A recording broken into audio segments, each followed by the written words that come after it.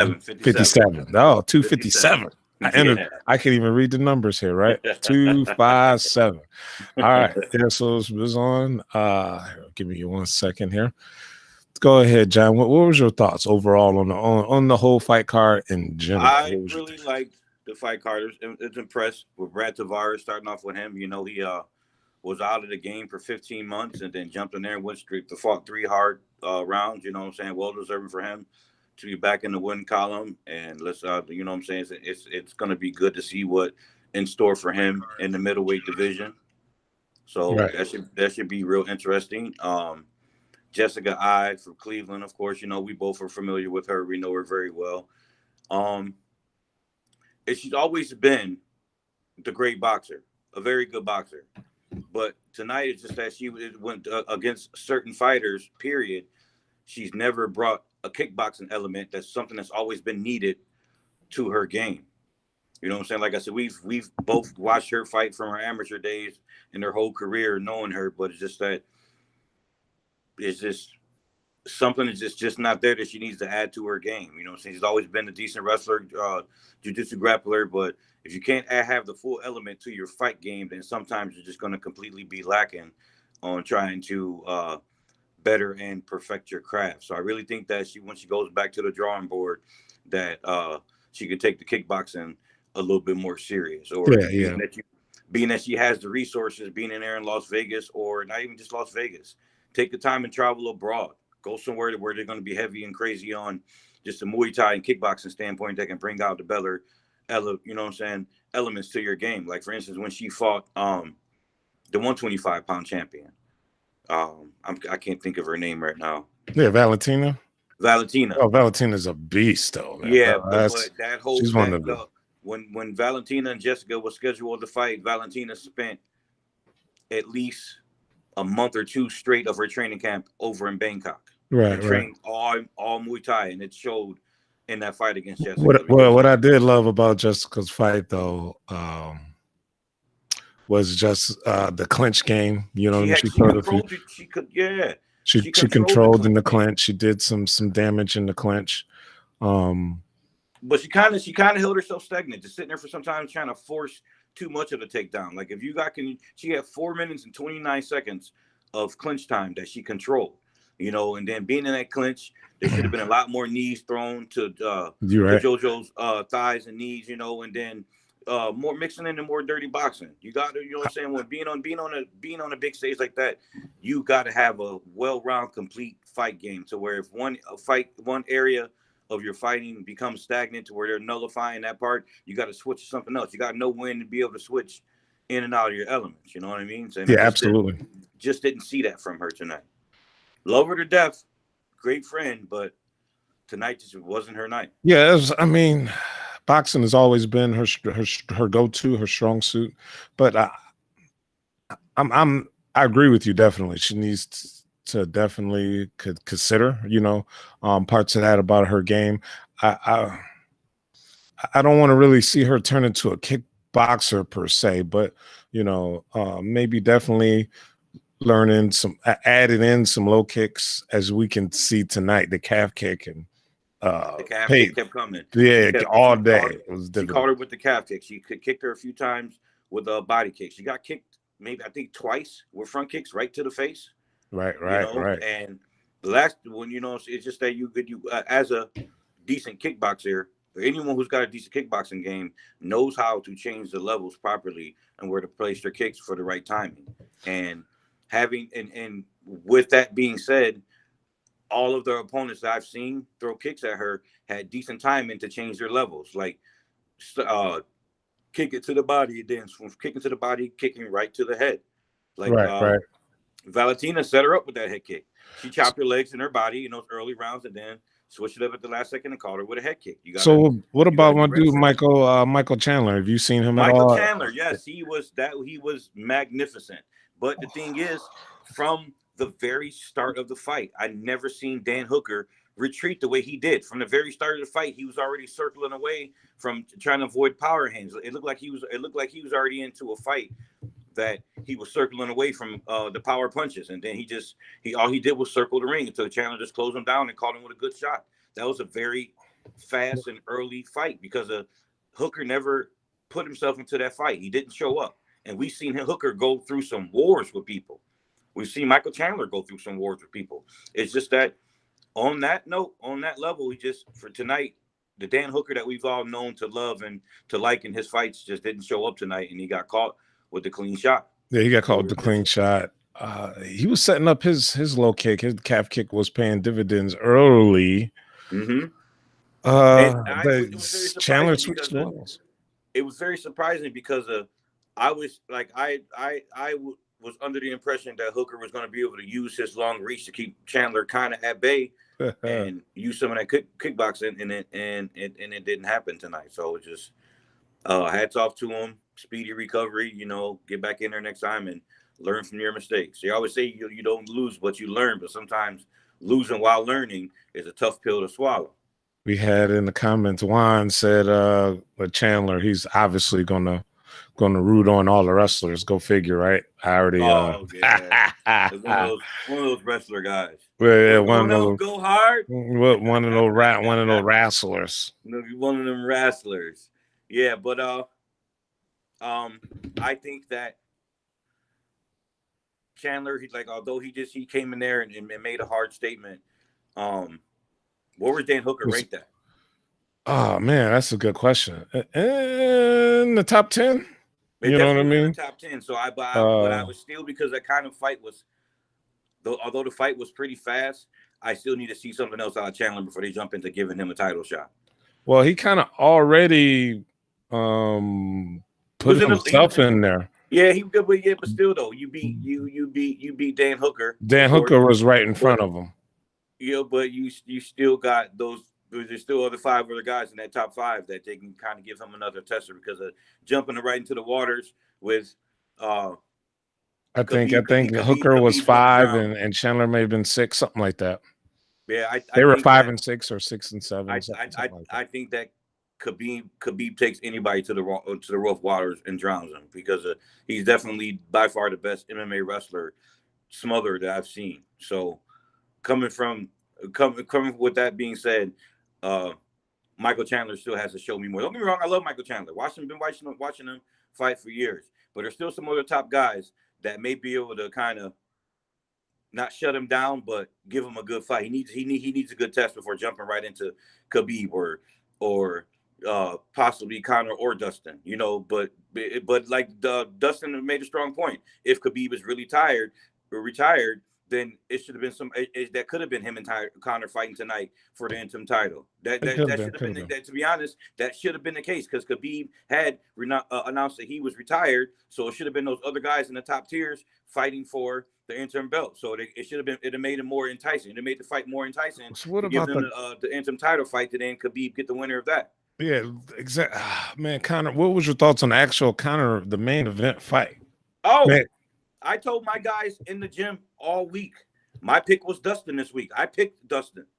Because sometimes it just with the laws of nature. Sometimes when you're looking at a completely different Dustin fighter who, after that loss from Conor the first time, took on a lot of crazy fights and took a lot of beatings to his face and on his chin to make his chin somewhat stronger. And if you notice, Conor's that right counter that he always does and pops people with wasn't really popping Dustin tonight. And Conor looked fairly slow from what he normally looks like. He was good. He was like when a lot of people always talk about the ring rust and all that. To me, I don't believe in ring rust because when you are getting ready for a fight, you're doing 5-round fights and training with your teammates. And you're training and you're doing hard sparring. So all the sparring in your training camp gets you ready for the fight. So I don't see it as ring rust. I'm going to agree and disagree, but I'm going to get to that one second. We got another guest here who's going to pop in for a second. Give his thoughts here. 1 second. Let's see what he got to say. Where can people view these at? Hold on 1 second. Hold on. What's going on, guys? Looking like you in the Here we go. Right Hold on. So, how can I tell the people about these about viewers? How can they view this right now?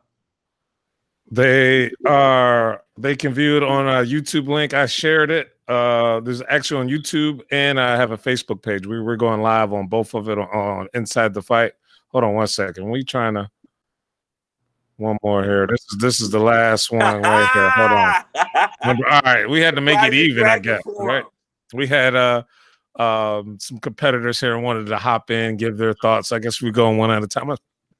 We're talking right about the main event here. You know, go Mr. Gones. What do you think? Go hard. What was your thought? Well, give us your thoughts before we get to Chandler. So are we skipping to the main event and not? Yeah, we already on the main event. We can go back. We can go back and forth. Keep going. What was your thoughts? Go ahead. Give us your thoughts. On the main event, it was scary. I was about to have a heart attack.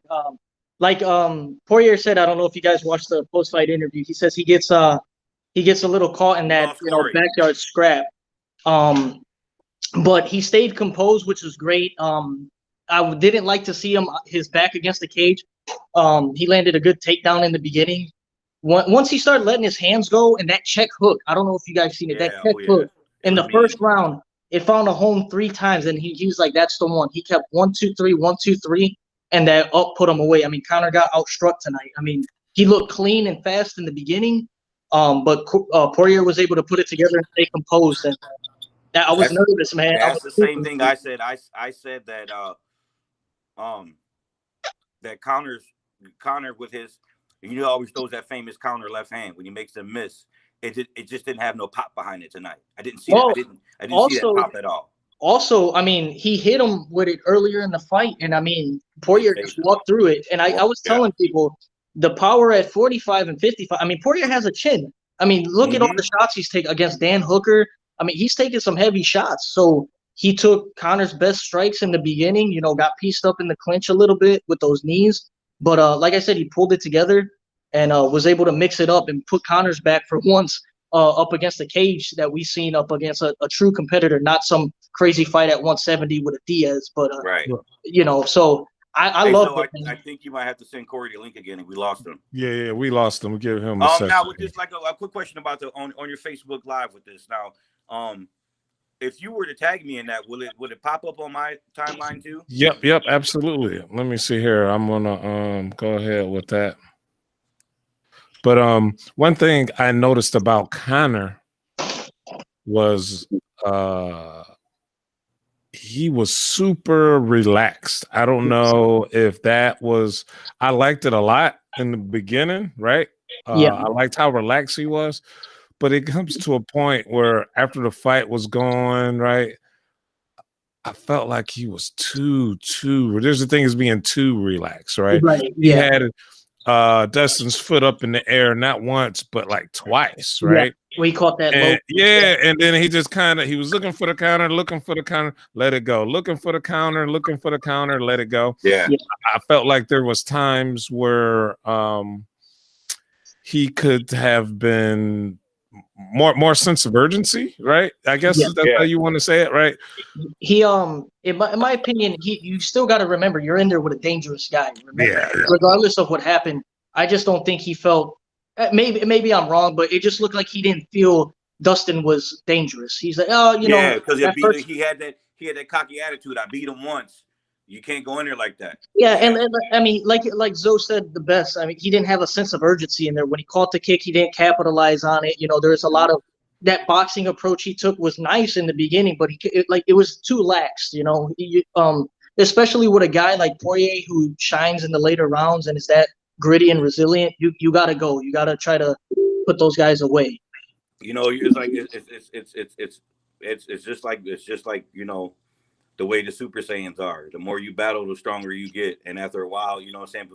For Dustin have shown us in the last 5 or 6 fights, every fight has been long, hard battles. And he's been going all 5 rounds with everybody and banging and taking so much pressure to his face and on the chin. That stuff builds up after a while. And that's like that. You know what I'm saying? Either for some fighters, it takes its toll on you to where your chin just gets your body just gets weaker and weaker after getting hit so much, or you just get stronger from it and you become the better fighter. And tonight we saw that in Dustin Poirier by proving that he can come back in it. But I told my guys at the gym all week, and other guys on my softball team, that I really felt that Dustin was going to pull this fight out because it was he's gained so much ground. And of course, everybody wants to see the trilogy with Connor and Nate. Everybody wants now it's a trilogy with him and Dustin. Yeah. Connor's getting that one back. He can't.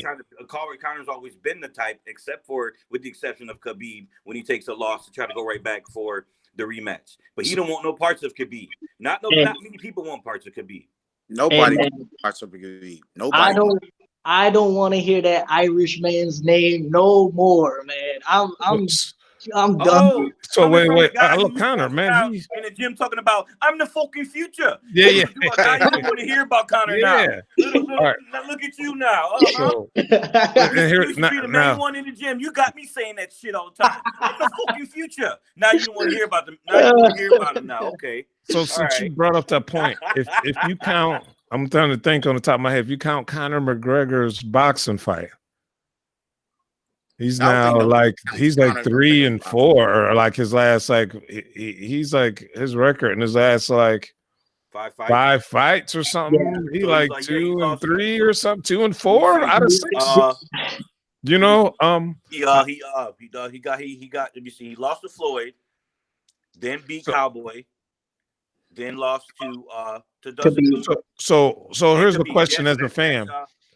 I like Connor. Connor brings a lot of good stuff into MMA, right? That's three losses right there. But Pete, right before that match happened, Pacquiao tagged him on Twitter talking about let's give these guys a fight for 21. So him and Pacquiao's been constantly trying to brew, man. It's more than obvious, man. But my thing is how in my opinion, he's kind of a case of like Kimbo Slice. You know, because you finally get to the big light, and Kimbo Slice's mission was accomplished. He made it to the big lights to get enough money for his family and took care of his family before he died. Connor, the same place. He got famous. He became champion. Got that money fight with Floyd, and to me, some of that hunger just went away. It's been about the money for him. He knows that he can go into the UFC at any given time and pick somebody to fight and Dana's going to pay him. So the same way with Floyd Mayweather. I ain't questioning his hunger. Yeah, you probably got a point, right? I think a lot of people will agree with you or maybe disagree. But my thing is, how many more losses can he take before? Kind of obviously, MMA is not like boxing. You lose once or twice, and they kind of like throw you off the map. But how many more can he lose and still be kind of relevant, like in MMA, until everybody want to tune in to his pay-per-views? Like, how many more is my thought process, at least for the casuals? As long as his name's Conor McGregor, people are going to tune in. I mean, honestly, he said it himself in a post interview.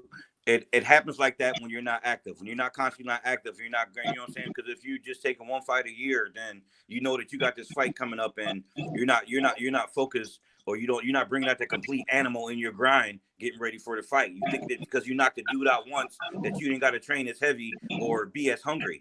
I've always said this to people all the time. Sometimes in fighting, you're not really ever supposed to give a guy a chance at a rematch. Especially if you won, and after you won, you become too cocky in that rematch, and that rematch going to turn wrong for you. Because we have one of our own coming up in a rematch soon, and to be honest, I don't think he's going to win. What do you think, Corey? Bro, I'm gonna tell you right now, he probably only got like 2 more fights for him to be doing that. He's gonna be in the bench along with the Diaz brothers. Tell you the truth, he got like 2 more fights, and I mean, to me, it's just the hype train that the UFC is doing. Yeah, that train. I mean, you can't be losing that many fights and still expecting to be like the champ. Yeah. As far as I'm concerned, like if he was if we're talking like just boxing, he lost. Nobody's even really. I wouldn't even take account that whole spectacle with Floyd, because that was just, I'm getting my money. Let's see if I can beat the world's greatest boxer. You know what I'm saying? It's the same thing that Floyd's doing with other boxers right now. He's just trying to get some money. He's trying to stay relevant. You know what I'm saying? Yeah.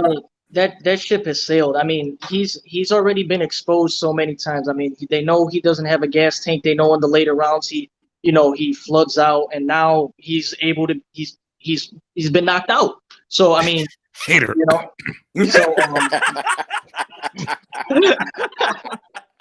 don't be talking about my boy like that, bro. Go ahead. That's what this is about.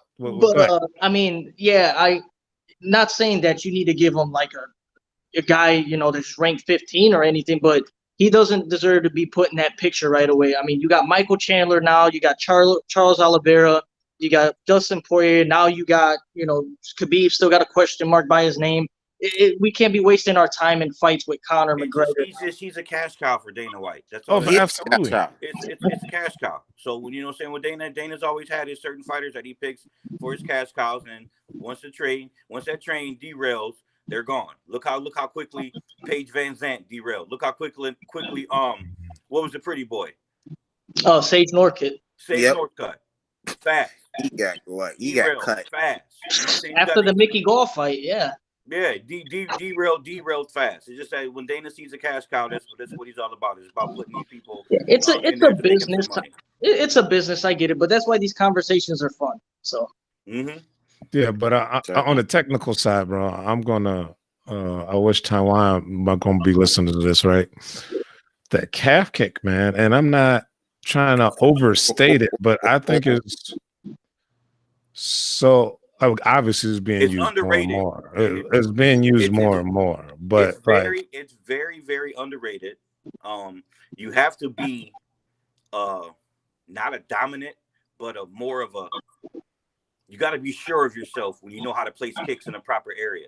So for coming from someone who's going to try that kick that don't know how to place their kicks properly, it's either going to kick wrong or hurt themselves or just waste their energy trying to get that kick off. But if you are an avid kicker and you've been kicking for years and you know how to place your kicks properly with the right timing, you can pick apart anybody with that kick.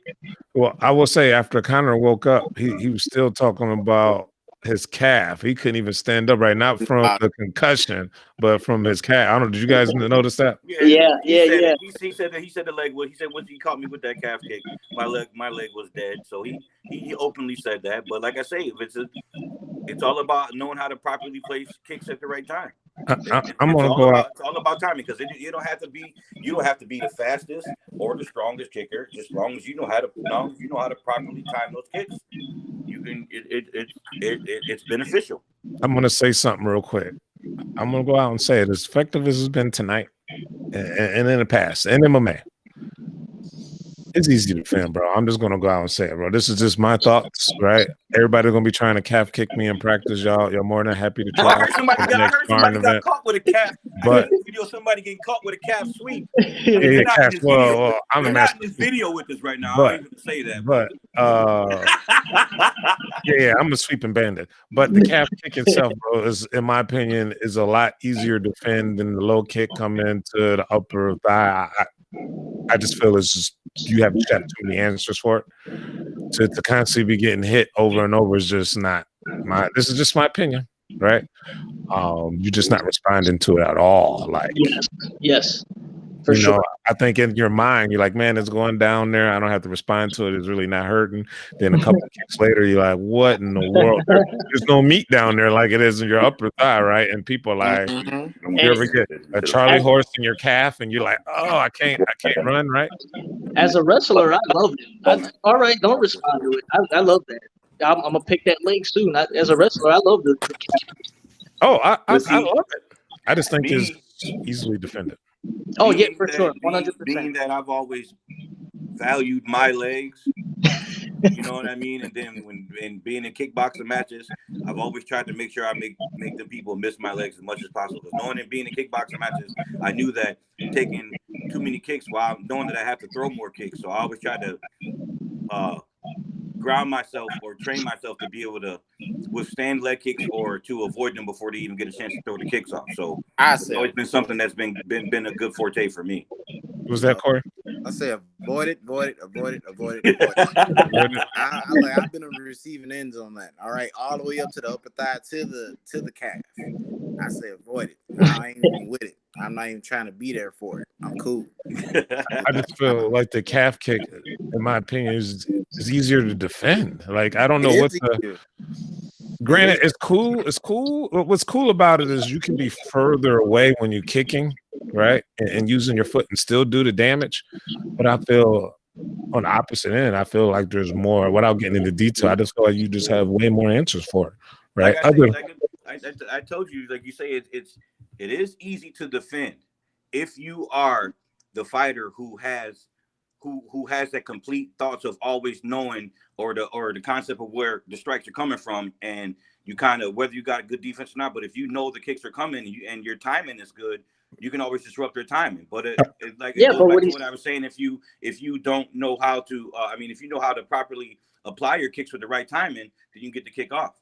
Yeah, but you're seeing these pros just eating them. Yeah. I mean, these guys, they've been kicking for longer than I've been alive, and they're just eating them time after time, over and over. Yeah, he didn't eat that. He didn't eat them. And I didn't see none of them guys eating them tonight. They took the motherfuckers and buckled on them. Not eating them, but they're not defending. No, they eating them. They definitely eating them. Yeah, they're eating, but they don't care about them. I mean, if you look at how they were standing, they were trying to bang out with the fist. I don't care what nobody said. They were trying to bang out with the fist today. The fist of cuffs that was coming on. If the legs were more the setup for, let me just go ahead and stand there and get my power shots off. That's what that was. I mean, if you look at Conor McGregor's fights, he barely kicks. Barely kicks. Barely. You know what I'm saying? He threw one kick tonight. It was a game plan. I say I give it to Dustin Poirier's coaches. I like their coaches. His coaches. They did what they needed to do today. You got Mr. Josh Robinson in there talking about dead legs in the comments, right? I will say this. I don't see any fighter in MMA or in UFC, for example, who had fought kickboxing prior or with kickboxing fights, right? Hey Joe, can you before send me MMA the link on this for YouTube real quick? Yeah, I can do that send too. Send me the link so I can send it to someone else so they can watch this. And then I don't see anybody with kickboxing experience getting hit with the calf kick. They're already starting with them. They're already starting with Conor being knocked out. There's what you call it? They're already starting with the meme. Somebody just sent me a meme already with Conor being knocked out. They're already starting. They got him sleeping on the doggy bed right here, knocked out. That's that's part of that's just part of 2021, So and I know Juan was happy about your boy Chandler winning. And be honest with you, as far as I'm concerned, this was a tournament, man. If Khabib, you know what? Yes. If Khabib wanted to step out, man, Dana's just scared to strip his belt, not because he just feel like he won't come back. It shouldn't even be about the fact of stripping his belt. The man won that last fight, and he said he retired. So you tell someone they retired. When you tell someone I retire, I'm done, then that's just open season to throw someone in there for the interim belt. If you quit your job and walk out, man, Monday somebody else gonna be doing your job. Is all I'm saying. Right. You can't just tell someone that you retire and then at the last minute, because if you're gonna offer me a certain amount of money, then I'm back. No, if you say you retire. You got to make it that's something like that. You can't officially say something like that and not expect for people to really think that you're going to come back into the fight game and just be as dominant. If you tell someone Chandler, that's where it should be at. In my opinion, the main and co-main event need to fight off. That, as far as I was concerned, that was a 4-man tournament. As far as I'm concerned, that was a 4-man tournament, and they should fight off for the belt. But that, unless Khabib wants some of that smoke with Chandler, which I don't think Chandler, that's a bold statement. I wouldn't mind seeing that though. Everybody ain't ready for that. Chandler ain't ready for that. But we don't have anybody else. He's the only one who wasn't here when Khabib was doing the business. So, but at the same time, I would give it to Chandler to be one of the most qualified wrestlers to try to give Khabib some kind of a match. And he definitely got better hands. Yes. That's for damn sure. I don't want to talk about Khabib. You gotta have someone who can match with those kind of wrestling skills to be successful, to be able to match. To be honest, I don't think there's anyone who can really probably match Khabib's pressure.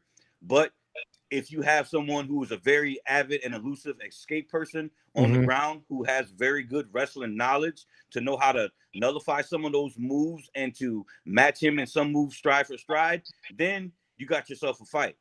But the only person I ever seen throughout all these years to give Khabib a fight The dude was ranked what, number 11? That was Al Alex Iaquinta. Hunter, yeah.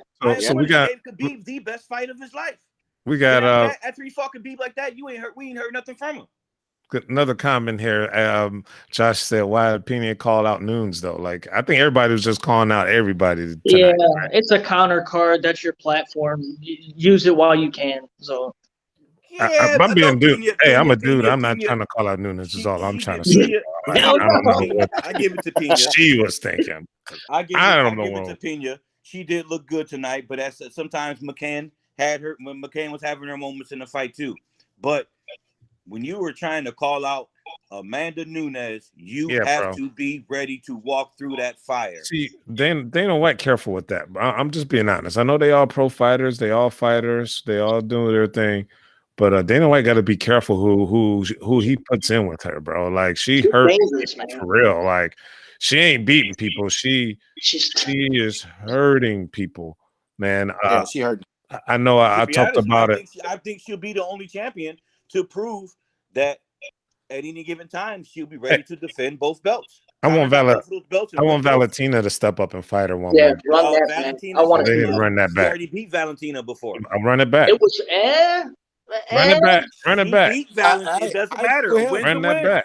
Okay, well, let's let her gain a little bit of, let her put on 5 pounds, right? Run that back. Only reason I'm saying run it back, not because she won, is because I'm just being honest, man. I don't see a lot of competition right now. Like for either of them. Yeah, that would be good because at the same time, because of Valentina, since that loss from Amanda Nunes, has went on a tear, gaining the belt and all. And then, like I was telling you earlier, Zoe, when she had that fight playing with Jessica I, when they announced it, one of the first things she did was she left her country and went right to fucking Bangkok. Yeah. She trained that. Displayed every bit of that Muay Thai when she peppered her, set her up for that shot. Well, Valentina give you a leg shot, give you a body shot, and then kick you right to the head. Anybody who's a great striker, or at the same time has a great coach in their corner to know what to look for, you're going to be saying this stuff either in between the rounds or while the stuff is happening. As a coach, you have to see certain things coming for your fighter if your fighter's not able to see it. And sometimes certain coaches aren't able to see that if they haven't been in the fire pan themselves or been any kind of avid fighter. Yeah. You got some coaches who just know how to coach, who just know the game, study the game, and learn the game good enough to coach other people. But if you ain't really been in the frying pan like that, you don't know what to look for. Whoa, John. I think that's going to be a podcast in itself. We're going to have to do a podcast on that one. Let's not get too deep into that. I told you, we got the stuff in the Corey about to start cooking up over here too. I get a lot of messages now from people on social media that I know, right? That I know personally, and some that I just know through social media, giving me questions or topics, or just asking my thoughts. And a lot of them are good topics. But while you said that on Valentina, man, that's another person. You can't just throw anybody in there with Valentina either, bro. Yeah. Her sister's deadly too. Both of them now, they train at Tiger Muay Thai out. So, and her sister, and they fought Muay Thai in Thailand before fighting MMA. So I'm not surprised. She beat what, Joanna twice in kickboxing before they went to MMA? Mm-hmm. So yeah, that's one thing. But yeah, I ain't gonna lie, man. I'm a little kind of my dude. Go to sleep.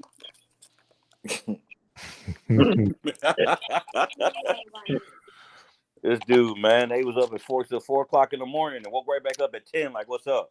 So yeah. So overall, man, I like the card. The undercard was not bad. It was okay. Yeah. Man, but see, I was while the undercard was going on. I got the two TVs going over here, man. Whenever there's both pay-per-view and boxing going on, so I was watching the boxing on Showtime. And okay. There was a pretty much a 4-man tournament going on. You had one guy who was two guys who were fighting for the WBO 122 championship, and then two other guys fighting for the WBA 122 titles. And the two guys won, so now they're both the other respectfully asking to fight each other because everybody's going after they want the undisputed money. Of course, boxing, Everybody's that's a going different after story too. It's undisputed money, which too is many good. belts. I like it. I mean, like I've been trying to pay attention to all aspects of fighting, and now that me and Corey, we got this pretty much. We're gonna have our fight show coming up soon, so now it's just giving me a new found hunger. That's it. To watch fighting all over again. I was gonna wait. I was gonna wait to the end, but since you already brought it up, but what's the name of your show? No. We're still in the works. In the early process. Still in the incubator. Right now, we haven't came up with an official show name for the show because of. So how many weeks pregnant is the show right now? We like 4 weeks. Like how far are we along? No. This is like we about 6 months. That's okay. All right. Still got some time. We get about 9 months, but we're gonna come back to y'all and let y'all know the name because I'm gonna have each one of these guys back on. This is my room. If I'm so loud, get out of my room. Go in the other room. God. Hey. Watch yourself now. We're in the talks though because we do the first test run that we actually did. We recorded it at the Rising Dragon gym. We was in there. We did the first show there just to kind of messing with the equipment and getting a feel for what we were doing on the microphones. And then with the house that I got over here, I got an extra bedroom. So now we're about to get the equipment and everything set up in there, and then adding a couple people to the show. So you guys will definitely be guests on the show coming up soon. Absolutely. But overall, man, my counter, I was hurt on my counter feelings, man. I ain't even gonna lie, bro. Watching counter once he wasn't first. I was nervous when he grabbed Dustin's foot, not once but twice, and didn't do nothing with it. And didn't do nothing. So here's my thing. I keep saying it, man. He was too relaxed, right? I mean, it's not. I love the aura of the confidence he was putting. I love that and how relaxed he came out. But it was a couple times after he threw his punches, and Conor has a habit of overextending his left for the extra power. Yeah. I thought Dustin was going to come back and counter. Yeah, but when he had the upper hand, there's nothing wrong with being too lax, man. But you got to take that opportunity wise there in fighting, man. Right. Opportunities is split seconds a second is a long time in a fight. You might not get it again. Like I told you earlier, man, he's always been famous for making someone miss and throw that counter left hand. He throws that counter left hand, or even when he just shoots that left hand off of the cross, it just didn't have no pop behind it today. I didn't see that. He called Dustin with a clean in the first round, and Dustin walked right through it. And then he called Dustin a couple more times when it didn't. He didn't have that normal snap and that power behind him. Plus the fact that they were 10 pounds heavier, and he was fighting a different Dustin Poirier. You're right. He was fighting a different Dustin. He was heavier, but I think Conor needs to. I don't want to say change his game. I've been guilty of it myself in fights. You have to adapt to that night, man. If your power doing damage that night, then great. If you hitting them, but the power isn't really there, but you getting clean hits, keep taking those hits, bro. Like instead of hitting with 1-2, you got to hit them with a 3-4. See what happens, right? It's just that some people sometimes they just think that constantly fighting with the same style of fighting is always going to get them through and bring them through. Because what worked in the past isn't going to work on everyone else. You're always trying to. You can't limit yourself to what you're doing. You got to always look for that plateau. And if you can't find a way to find that plateau while you're fighting or in the midst of fighting, you're never going to reach the next level because you can be one of the greatest boxers around. But if you have to switch into kickboxing and your kickboxing is not on par to what your boxing has always been, then they're going to drown you in the kickboxing. You have to be able to adapt to whatever paradigm is in your face at that moment, or in order to be ready for whatever comes your way. You have to train at everything. You can't just be well-rounded at just one specific part of fighting. You have to be well-rounded at every aspect of it to make sure that at any given moment, if that guy takes you to the ground, you know how to be dominant on the ground or get yourself out of that dominant position from your opponent. Or you have to, if your opponent wants to stand up and they want to box for a while, then you box with them. But if you can't just constantly mix it up, you're gonna have problems. So you saying flow like water. But look at his record, though. Yes, like what? Never been that guy. What was that? Never, What was that, Corey? never. You're Conor McGregor never been that guy to go ahead and do it like that. You know what I'm saying? Like if you look at the Diaz fights, he didn't go ahead. He gassed out and didn't know his jiu-jitsu was crap. You know what I'm saying? Then he came back with better jiu-jitsu. He doesn't know how to go ahead and do, adjust on the fly. I haven't seen that in much of his fights until he really got to up in the caliber of opponents. You know what I'm saying? Good point. He doesn't adjust on the fly in the rounds. That's not him. That's never been him. Yeah, he adjusts per fight. I give you that, but he got some of my favorite fighters in MMA or right in the UFC adapted in between rounds. Listen, there's a lot of fighters in every fight league. Some guys are not even in fight leagues. Some guys just have almost every fighter that's kind of top tier or star has a certain ick factor to them. Okay, everybody can learn to be better no matter what they're doing to become that it factor. But if you have that it factor and you don't have the proper adaptability to be able to adapt to whatever situation presents itself to you, then sooner or later other people are either going to pass you up or you're going to succumb to somebody that's had the adaptability to be, and that's a better fighter. Yeah, bro. Well, we've had that happen to him already. He got Khabib, now he got Dustin Poirier. I mean, so how many times we going? Yeah, so something has to change. Something has to change with that man. I mean, I'm just saying. But at the same time, man, some people he got a high fight IQ. Some people. Oh, I'm not. Oh, yeah. Some people know how to bounce back from those losses and capitalize on it and make themselves better. Some people just don't. Some people just, like I say, he could just be in the rift of, okay, I can take one fight a year. It's like he took that big payday to take Donald Cerrone out. Then he took a loss tonight and still got a big payday of it. I did notice he said it after the fight. I was watching a lot of the pre-fight stuff this whole week through other people. I've heard him say it on 4 different interviews. He wanted to be more active last year, but just due to the pandemic and him and Dana not agreeing, he wasn't that. He wanted to fight like 5 times this year. He wanted to fight like 4 or 5 times this year. To be honest, he in his prime, right? Not only is he hot, he in his prime of age and performance. Man, you gotta be active, man. Well, back to your thing at the very beginning, talking about ring rust. I believe in it, but I don't believe in it. Some people just need. I'm sorry, I've never active. I don't believe in ring rust per se, but there's something. Why I'm being a wrestler, right? There's something just by being active and being in the grind of competition is easier to stay in that zone or getting ready. And I believe that's one of the reasons outside of wrestling, the technique and ability to wrestle. But I believe there's one of the reasons why I see a lot of wrestlers succeed because they're just used to the competition and the grind and the going. And those guys need to stay more active, I think. I'm sorry. For me, okay, like you, of course, you're right. Some people do always need to be active.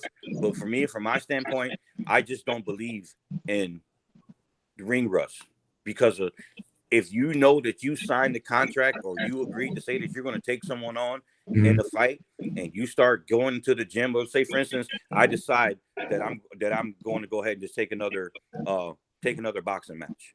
Okay. But although I just said although I don't have, it's not that I don't have the hunger to fight no more. I ain't got nothing else to prove. So I don't want to fight no more. So, but don't get me wrong. I still go, I can't wait to still go to the gym on certain days to get punched in the face because I still love my punch therapy. I love my punch therapy. So, but at the same time, so therefore, if I know that I got a fight coming up, I'm grinding as hard as I can at multiple gyms like I always do. I'm going to fight and sparring and messing with everybody as much as I can. So therefore, everybody that I'm training with, my teammates, are getting me ready for these fights. So when I step in the ring, I'm already as sharp as I need to be. So for me, there is no ring rust. It's just that some people just try to use it as an excuse if they lose or if they look horrible in their win, because someone owes the ring rust. No, there ain't no ring rust, because if you know you're going to fight a 12-round boxing match or a 5-round fight, and you got your training partners with you, your fights are won in the gym from what you do in your training. So there shouldn't be no ring rust for anybody. If you know you got a fight coming up, you grind for your fight. Either you win or you lose. It shouldn't be, ring rust shouldn't even be a factor. That's just how I feel on the standpoint. Both of you have really good points. I'm kind of with Zoe. I believe in it, but I don't. As a young competitor, that's hasn't been in competition for a long time. I get what you're saying. Like, you take confidence in preparation. If you're busting your ass in the gym and you're getting hard sparring rounds, yeah, you should feel confident and you should feel like you're good. But it's a different vibe when you're actually constantly in competition and then coming off a layoff into a competition. There's definitely a different vibe in that. I agree. Yeah, so, because me and Zoe had this conversation the other day. There's the things that you can't train for. You can't train for, as far as their platform, the media. You can't train for, the crowd, all the pressure that's put on you. That's the only thing you can't get ready for is that crowd. Yep. No matter what. Because that can have a lot to do with it. I mean, it's not all just the physical aspect. It's also the mental. Because there's no doubt that guys like Conor are the greatest in the world. But it looks all good outside. You just don't know what's going on in there. Maybe he took the loss tonight. Maybe he like he said, he had 40 seconds in 2020 in the octagon. Dustin fought like 3 or 4 times. Yeah. So sure did. Constantly taking that walk, constantly hearing that crowd, constantly having cameras in his face. So, when you're out of that, and I think too, that's why Conor has to do outrageous things like throw dollies at buses and stuff, because you're inactive. You don't have anything going on, So I just think it's like I said, both of you have good points. In my opinion, I think it's a combination of both. Trust me. I know, man, dude. When it comes to the crowd, I guess that's always been my biggest weakness and my strength, all at the same time. Because no matter what, at every fight, there's this feeling of anxiety, happiness, scared, fearful. Mm-hmm. You got all these people around you that paid you all kinds of money to buy tickets off you to watch you fight, and you don't want to perform bad in front of them, and it's a whole slew of things that just comes all crashing down at you all at once. Like, I've always been like, with all my fights, getting ready for my fights, man, I've always been like, had this nervous and excited, scared feeling to where I feel like I'm about ready to cry. Like I'm ready to cry. And I've had in a couple of my fights where getting ready and Zoe being right there in my corner, and he just tell. I think it was like my second smoker, and I had this Zoe trying to get me warmed up on the mitts, and I just stopped punching. He's like, "What's wrong?" And he can tell, like he's like, "There's something off." I'm like, "I don't know. It's just nerves, man." He's like, "Look, man, you constantly do this all the time in the gym. It's just like a sparring session. Go in there and get it done." So I was nervous as shit about it. And I've always been like that with every fight. In my very last fight, for the very first time, I actually cried. Right. And I love every minute of it. It was a crowd of people sitting around the ring, and I got my head in my woman's lap with tears streaming down my face, because it was just so many people there that I didn't want to disappoint, knowing that it was going to be my last fight, and it was a big fight. So for that final fight, I had so much pressure that the tears finally came down. But it's like there's so much going through my head, and then once I start getting my hands wrapped, the confidence starts building back up. Mm-hmm. And then I'm getting stronger, and then I got my headphones in, and I'm listening to my ritual music that I always listen to, and it just, after a while, it's like I'm nervous as shit. But then as soon as I put my step through those ropes, it's showtime. I have no choice. I'm there, and I got to go for it. So now, hypothetically, say the previous 2 years ago, you went through that because you fought 5 times in 1 year. Then the following year, you only fought 1 time, right? You only went through that 1 time. just one time, right? Say the previous years you were fighting 4 or 5 times a year, like back to back 3-4 years in a row. Then one year, 2019 comes up or 2020 comes up, you fight one time. Now is the following year. I'm not saying you have ring rust, but now you're not handling all that stuff the way you did emotionally, physically, mentally that you did before. I'm not calling that ring rust, but it's a mental block in there. Well, that's where my point is about the ring rust. Sometimes the act of movement, the flow of actually being in it and doing it and doing it and doing it, when you stop for a while, sometimes you like not physically, but sometimes you like that old Cadillac, man. You got to warm back up before you jump on the freeway. So maybe you know, if I know that but and here's and here's why I said that, because I heard Conor say 4 or 5 times, and even after the fight, about he didn't get a lot of rounds in. Right? He said he only got 1 round down. He didn't get a lot of rounds in, and I even heard him say, like, man, I need to fight. I don't care what Dana says. Y'all need to see me 5 times this year. Yeah. He said, hey, even if it's going my way, subconsciously, I may let it go into 3, 4, or 5 rounds because I need the rounds in. Like, subconscious, mentally as a coach, that was a signal for me. Like, this dude need to stay busy. Not that he's going to have ring rust, but he's a well-oiled machine. We get the best of him, maybe the best Conor. The more and more Conor McGregor is active at a high level, the higher his performance output is. Everybody, competition keeps you sharp. To add to that, then, to be honest, there's a long history of what we've always taught all our students at Rise and Dragon and any gym, anybody we teach at that we teach to. You fight how you train. Church, right there. You fight how you fight how you train. So obviously he was lax and laid back, and he was in the gym training, and more likely when he was training, he had a bunch of yes men around him. He had a bunch of yes men around him, or people that he knows that he spars with or trains with that are under him. That they know that they go to the gym and train with him specifically to get him to get him ready for a fight in the gym. Yeah. But they know they can't beat him. I'm gonna go. Yeah, I've always been able to go to other gyms and come train with y'all, and know that in my training sessions that although I'm a great fighter, you guys are great fighters too, and I know I'm going to get beat up. So if I go there training with y'all and I'm fighting lazy, I'm gonna go in that fucking ring and I'm gonna fight lazy. So if you got a bunch of yes men surrounding you and not giving you the full push to push you to your limits to make sure that you're fighting good, he went in there and that's what happened tonight. Well, like I said, competition keeps you sharp. I mean, you can spar with your teammates over and over, but the most, at least for me personally, I'm sure you guys too. I mean, being the veterans you are, I've learned the most in competition. I've learned where I make mistakes. That's where I grow. And you're going a whole year with 40 seconds of competition that you really didn't break a sweat on. What did you learn in there?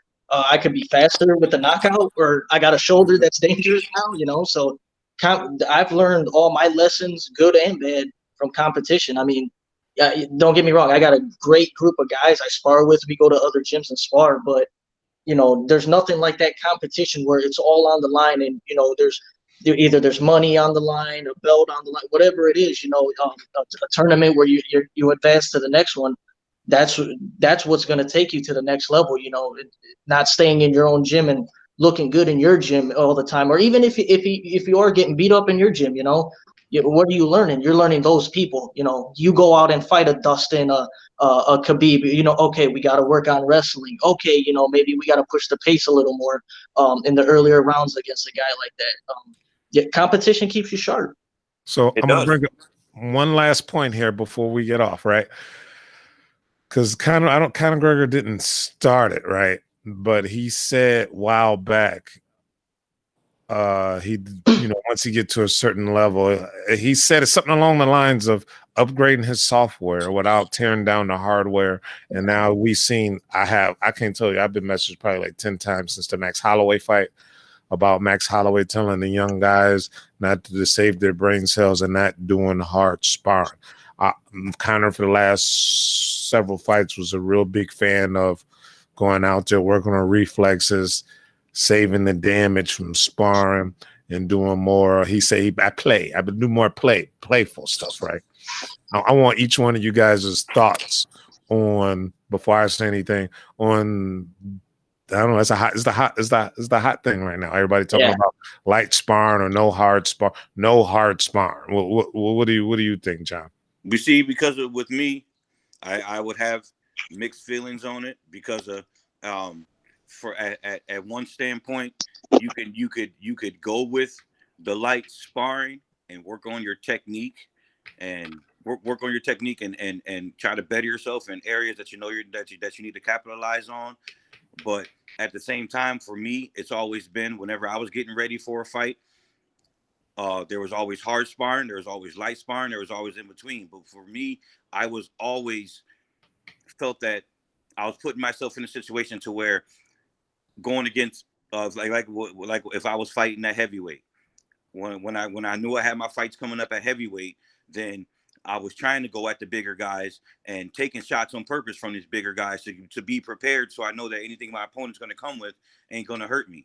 And to be honest, in the long run, that bit me in the ass, because of taking all these shots from people all the time and knowing and showing that I can prove that I know how to take hard shots.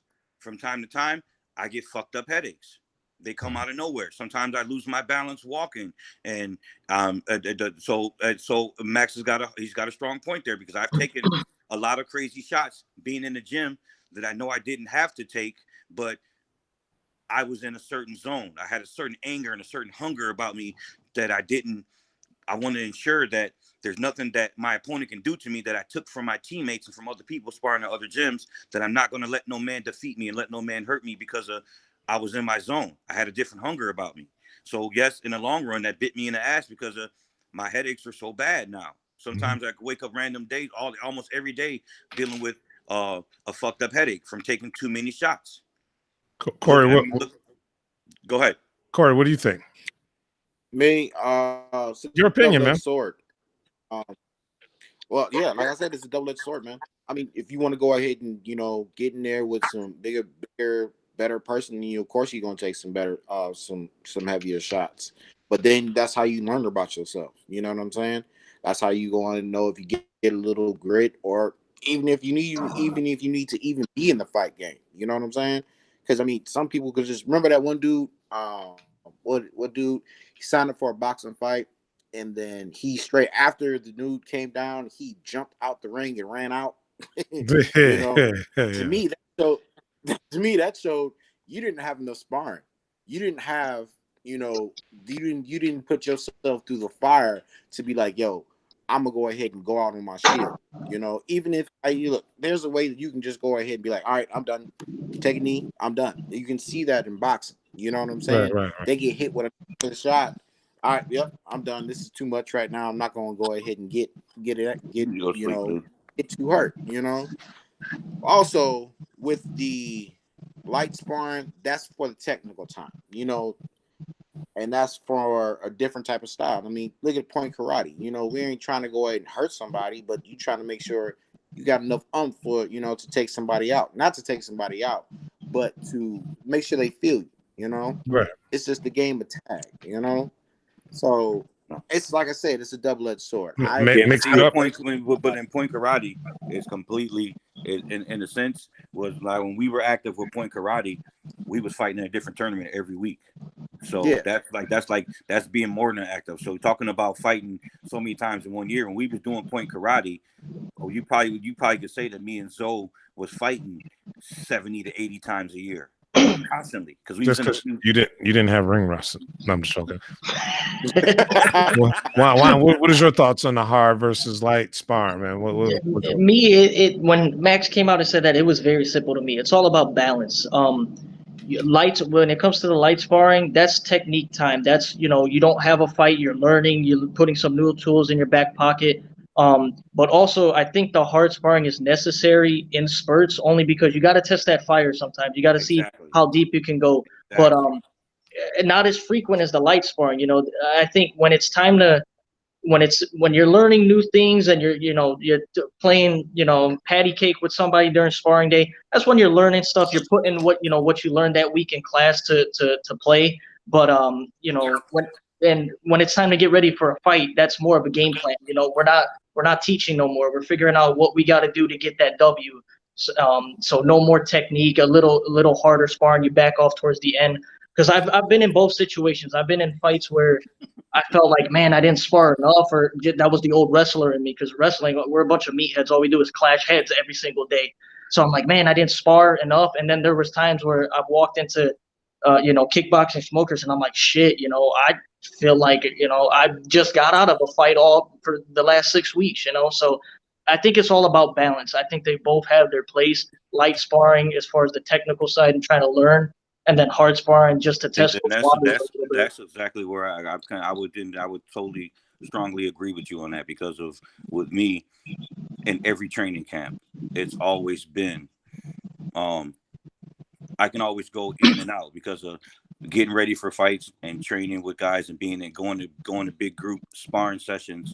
I know there were certain guys to where I can go into my southpaw stance, which is kind of the weaker of my fighting stances, but it's always my southpaw stance is effective as well. But fighting as a southpaw, I always tend to saw myself sparring with some of the newer guys, or some of the guys who are not experience wise, to where I'm fighting the southpaw stance and I'm learning technique and I'm practicing on things that I know is going to become better bread and butters, or even with the guys that I was just doing light sparring with, just to kind of maybe like, okay, let's say if I had 3 months until the fight. So in that first month, I'm going light. I'm working on technique and I'm working over all the stuff that we're drilling on. Then we get into month 2, and I know we're getting close to fight time. So then it's just like it's different levels of a zone that I would go into. Starting off in the beginning of the training camp, I'm going light. I'm working over technique. I'm hitting the mitts, and I'm doing all my running and treadmill, and I'm doing strength and conditioning. And then when we get into closer to fight time, then I'm turning up the sparring a little bit. When we get into these sparring sessions, I'm only going into there and I'm only sparring with the guys that I know is going to give me good work. I'm going to go spar with the guys that are veterans that I know I can't just go in there just bully them around, just beat them up. I know they're going to beat me up just as well. And then when I get close to fight time, maybe about a week or 2 out, then I start narrowing down and lightening up again, going back into the light sparring again, just to work on technique. Because with the light sparring, there comes even with sparring in general, fighting in general, you have to have a certain preservation about your body, about yourself, about your mind. Everything's got to be completely in tune. If you don't have that complete balance, then you ain't gonna never be ready for the fight. So I've always had to do the soul searching to make sure that every aspect of my fight game is ready. And the only aspect that you can't never get ready for is the crowd and the people and the anxiety that comes when you step inside that. The second you walk into that arena and you hit the scale for the weigh-ins, and then you're doing the doctor physicals and all that, it becomes a whole different kind of an animal that you just can't get ready for, because of those feelings and that energy just never gets you ready for it. You can never get ready for that. I brought this up because this is the second fight in a row where Max Holloway said he did absolutely zero hard. Actually, this last fight, the fight before, he said he did zero hard sparring. This fight, he said no sparring, but everybody's assuming he did like some touch stuff, but like whatever. And I'm gonna say something here a little controversial, right? Maybe not. One thing here is when it comes to the hard versus light, I agree with a little bit of all you guys said, right? And the people forget about this, right? New guys hear this, some old guys hear this. Max Holloway's first pro MMA fight was probably, without looking it up, 09, maybe 2010, right? He's fought amateur 05 was like his first amateur fight, 06. So he's been fighting MMA now, just in MMA, and all the years of hard sparring. He in competition, he knows what it feels like, right? He knows what it feels like. He knows what the hard hits and everything. I think it came to a point of the damage for him to to just do a lot of like light sparring for timing, right? I think he was doing a lot of touch sparring for time, and it worked for him. I think you can get to a point in your career with experience and training that you can do way, in my opinion, you can do a way more lighter sparring if you were active all the time and you took a lot of damage, or I don't want to say all light sparring, maybe cut down the amount of hard sparring, right? That's just, but I'm like all you guys, when you're in the beginning of a certain stage of your competition career, amateur, pro, whatever, my main thing is you don't want to get what I call culture shock. You don't want to go in there and have your first time being hit hard as in the competition. That's the last. But on the flip, but you don't want to be taken. I've also been part of gyms. I've seen gyms. That's all they do several times a week. It's not spar. I mean, I'm talking about going for the kill. Like, yeah, sometimes it's just too much. It's too much hard sparring that can cause you the damage. You know what I mean? Because like I was telling you guys earlier, I've been in those situations to where I'm motivating myself and getting ready for this fights that I'm going into these different gyms, and I'm going after some of the bigger guys to let them hit me on purpose to get ready for these fights and take the shots, because I feel that anything that my teammates and my training, because I've always been taught from both of my teachers that gave me my black belt. Sorry about that.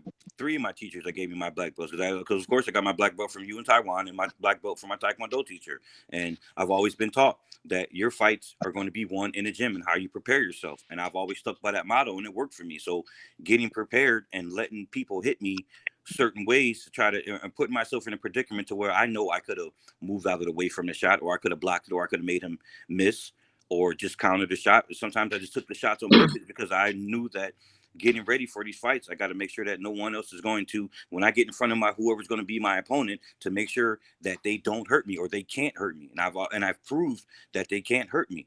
But in the end, it bit me in the ass because I deal with very bad headaches all the time. Right, got it. I mean, a prime example. I mean, look at what happened to Muhammad Ali.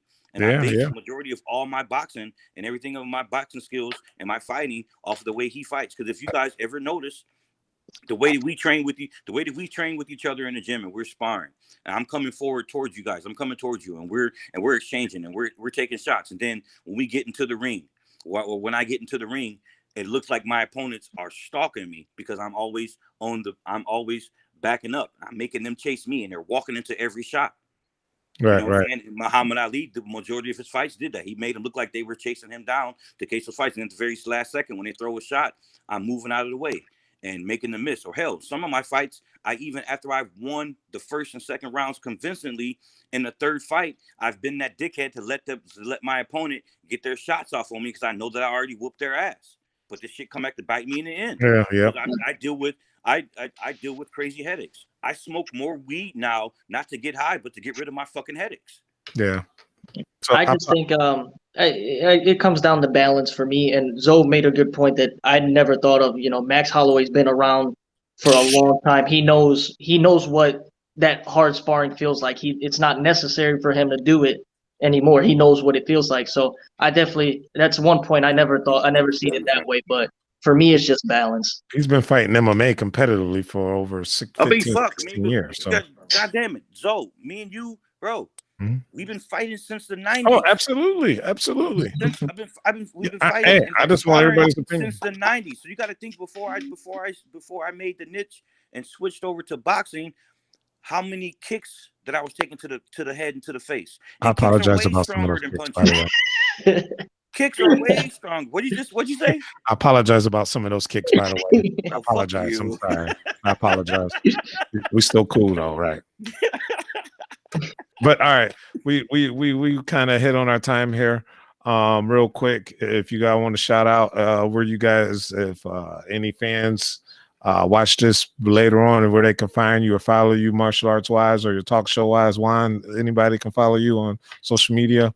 Yeah, things you got going on at Go Hard Fitness 216, and just post my day-to-day meathead routines. And then on YouTube, Juan Go Hard Goins is more martial arts based. my journey to Waco 2021, and then moving forward into my endeavor to become a professional mixed martial artist. I All right, haven't awesome. been as active on the social medias in quite some time, because I kind of needed that social media cleanse. I was just in it entirely way too much. I was constantly always on Facebook, just on there, just to be on there. You know what I'm saying? And of course, I was always posting stuff about the gym stuff. I just needed that social media That's cleanser. fine. I was on I've only one I've actually been messing with is Twitter, and recently lately is Clubhouse. Okay. But on Instagram, you got me at I am Sir Liquid. Of course, John McGinnis on Facebook. Can't think of my Twitter right now. Yeah. And on Twitter, it's at Liquid Boy. But the social medias will be active again because I'm trying to, once we get this podcast going, we're going to be broadcasting on. I'm trying to get all social medias going so everyone can kind of be on there and give us a listen, because right now this is just the tip of the iceberg. You will be hearing from myself, Corey Berry, and Josh Robinson. You know, we're all going to be getting this talk show started soon, so you guys are going to be hearing a lot more from me in the near future. Yep. So when that baby get about 8 months pregnant, they're going to be back on here and let everybody know exactly where to find that show. All right. Hey, anybody watching this on Facebook? Actually, I was talking to some of my guys in the gym this morning. We're actually possibly going to be coming to your gym on Tuesday. So Okay. I'll keep you posted on that. Hit us up. Anybody watching this on Facebook, make sure to subscribe to my YouTube channel. I have many tutorials on techniques and stuff. You got 3 listeners on YouTube. Tobias. Yep. I'm trying to get to 4.5. So if you can help me out, if you listen, I dropped the link down there on Facebook. If you guys watching this, follow me. I'm gonna have we're gonna be going live a lot more often. Going on here, and I will be having a video podcast coming up soon. So follow me on Inside the Fight on Facebook. And I dropped the YouTube link if you can't find me on YouTube. So we're out of here, guys. Peace. Thanks for watching.